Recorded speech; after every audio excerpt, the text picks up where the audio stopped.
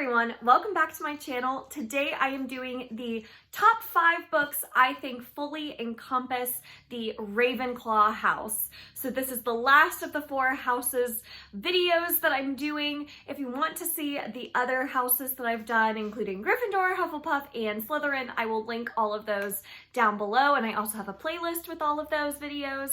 So here we go. Let's wrap it up with definitely not the least of the houses, Ravenclaw. So the Ravenclaw traits that I think the following books embody include wisdom, intelligence, creativity, originality, and wit.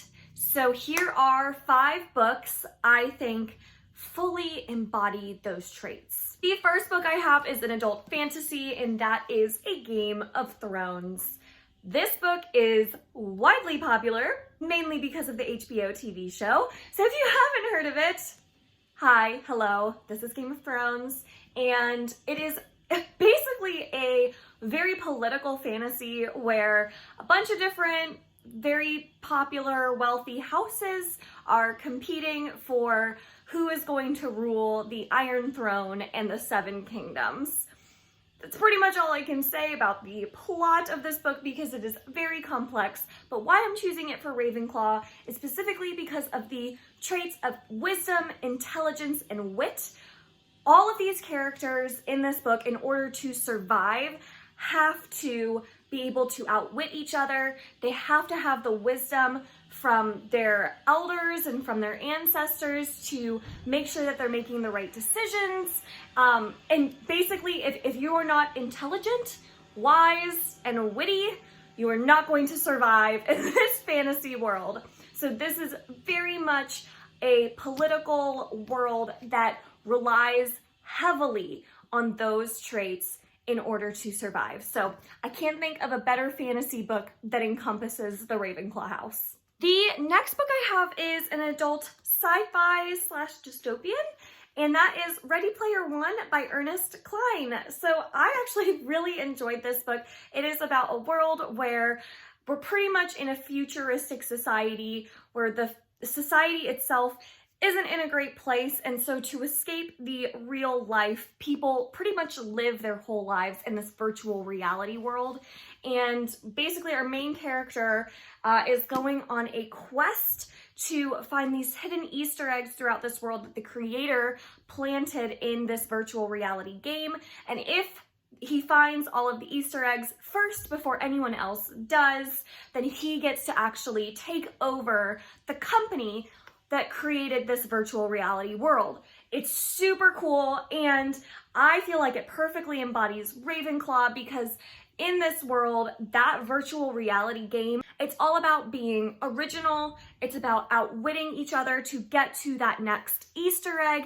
You have to have the wisdom of all of the knowledge of the 80s in order to find all of these Easter eggs, which is a lot of fun to find all of these like 80s references planted throughout this book and this world. So I just think that this really does emphasize the importance of intelligence and wisdom and wit, and especially originality and creativity, because this virtual reality world wouldn't exist without all of those traits. So I definitely feel like the creator of this virtual reality world had to have been a Ravenclaw. So I definitely think this fits this house.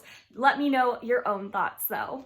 The next book I have is an adult sci-fi, and that is going to be The Martian by Andy Weir. So I love this book so much. It is about an astronaut who is on a mission with his team, and they go to Mars, and basically something happens where a storm brews on Mars, and they believe that one of their crew members, our main character, Mark Watney, died in this storm, so they leave him behind, but it turns out Mark Watney is not dead and now has to survive on Mars for an unforeseeable future until someone can come and rescue him. So it's all about his survival story. It's so good. I love Mark Watney as a character, and truly, Mark Watney, I believe full-heartedly that he is a Ravenclaw. He is so intelligent. You just can't believe how he figures out how to survive on Mars. So much intelligence. He's very witty of a character, which I absolutely loved. Mark Watney is definitely one of my favorite protagonists because of his wit. So I just think that this book is perfect for Ravenclaws because of the character of Mark Watney and those traits that he embodies. The next book is a young adult contemporary, and that is going to be I'll Give You the Sun by Jandy Nelson. So this is what the cover looks like, and there's a quote on the front of this book. So I'm actually choosing this for Ravenclaw for a couple different reasons. Not so much the intelligence and wisdom traits, but more of the creativity and originality traits that Ravenclaw emphasizes. So our main characters are two twins that are both artists in different ways, and they find that something happens where it kind of pulls them apart, and these twins are kind of having their own coming of age stories, but they're also trying to find a way to come back together and have a better relationship with each other. So it's such a great story with two awesome characters who I definitely think are Ravenclaws because of their originality and their creativity. And this book, the way it's written even, Jandy Nelson writes this in a way that's so creative and unique. And I absolutely loved the writing style. I would read anything Jandy Nelson puts out. So I highly recommend this book to any and everyone, even though it's a young adult contemporary. I think adults can enjoy this just as much. I think it's really a well-written story, and I love all of that originality and creativity sprinkled through not only the characters, but the writing style as well. The last book I have is a young adult dystopian novel, and that is going to be Scythe by Neil Shusterman. This book is all over BookTube, so I'm not going to go too deep into the summary. Basically, it's in a world where we've conquered death as humans, and so in order to control the population, these things called scythes, which are people, are employed to randomly kill people. That's pretty much it. So in this world, we are kind of controlled by this artificial intelligence called the Thunderhead. And so in this world, this dystopian world, there is nothing more important than listening to the Thunderhead's intelligence and wisdom.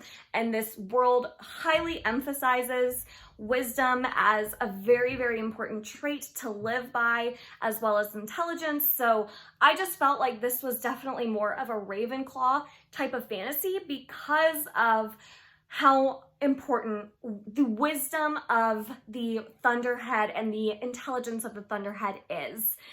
Everyone in this world lives by it. So I think that this is such a cool young adult series. It's definitely one of my favorites. I'm sure you've heard a lot about it. Definitely pick it up if you haven't already, especially if you're a Ravenclaw. Those are the 5 books I have for the Ravenclaw house. What are some of the books that you think also fully embody the Ravenclaw house? I would love to know, so leave your comments down below. Do you agree with my choices? Do you disagree? Let's have a discussion. Thank you so much for watching this video. If you enjoyed it, make sure to give it a thumbs up and subscribe. I release new videos every Monday, Wednesday, and Friday. And until next time, bye!